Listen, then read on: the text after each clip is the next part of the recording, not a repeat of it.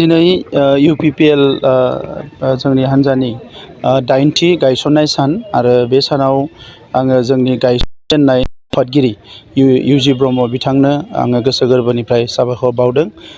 जोंनि दैदेनगिरि रोंगोरा नार्जारि, गबिन्द बसुमतारी, जोंहा आइजो वमेन सेलनि आफादगिरि प्रतिभा ब्रह्म, इयुथ सेलनि आफादगिरि डक्टर निलुत स्वर्गियारिजों लोगोसे बयनिसिमबो आङो गाहाम हामलायनाय बावदों आरो मिरुनिफ्राय बुथ कमिटिसिम आरो जेनेरेल मेम्बारसिम UPPL नि गासैबो मेम्बारफोरनो आङो बे समाव हामलायनाय बावदों।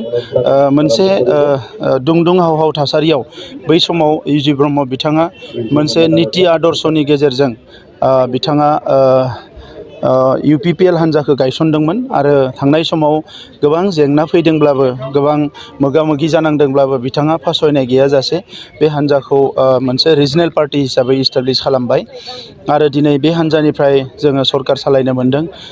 जोंहा MLA मोनदों, मिनिस्टार मोनदों, MP मोनदों आरो बे गासैबो दिनैनि जि जोंहा माखासे एचिभमेन्ट बेखौ जोङो BTR ओनसोलनि 35 लाख रायजो राजाफोरनि थाखायनो बेखौ जोङो बावो आरो थांनाय समाव बयबो मोनसे गिनां थासारि, गिलु बालु मोनसे थासारि बयबो सानदोंमोन जे बड'लेण्डआव राजखान्थि खालामनाया मालाबाबो सम्भब जानाय नङा।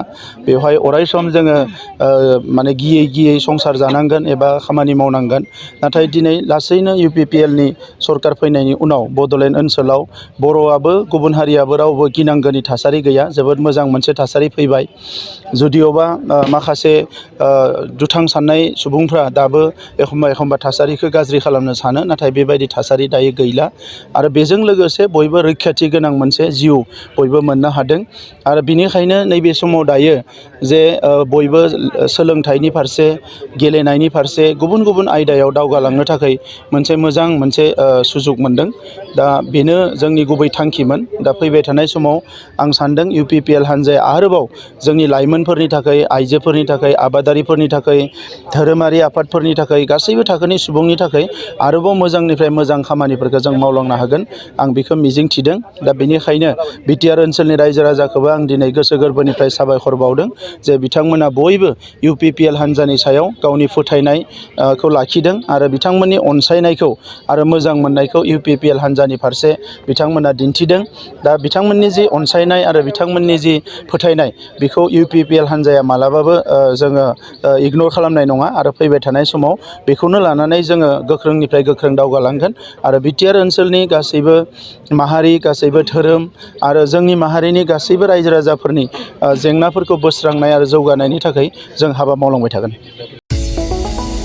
चिराङाव सावस्रि सिबिथायनि थाखाय मोनसे मोजां फाहामथायनि राहाखौ लानानै फैदों SD क्लिनिकआ। आथिखालाव सुबुंनि देहायाव नुजाथिबाय थानाय डायबिटिस बेरामनि थाखाय मोजां फाहामथाय होयो SD क्लिनिकआ। चिरां जिल्लानि SBI काजलगाव ब्रान्चनि लांगोनायाव फसंनाय SD क्लिनिकआव डायबिटिस बेरामनि अनगायैबो फाहामथाय होबावगोन लिभारनि जेंना आरो माखासे सरासनस्रा बेमारफोर। बे SD क्लिनिकआव डायबिटिस बेरामनि फाहामथायखौ होगोन जर'खा फाहामगिरि डक्टर समित देबा। नोंथांमोना फुं आरो मोनाबिलि समावबो बे क्लिनिकआव फाहामथाय लानो हागोन। डक्टर, लेबरेटरि, मुलि, ECG सिबिथायनि खाबुफोरखौ बे SD क्लिनिकआव मोनजोबगोन। जुदि SD क्लिनिकआव रायजो राजाफ्रा गाव गावनि देहायारि जेंनाखौ फाहामथाय लानोबा नैबे मबाइल नम्बर 7002293924 एबा 9954687226 आव थोंजों मुं थिसननो हागोन।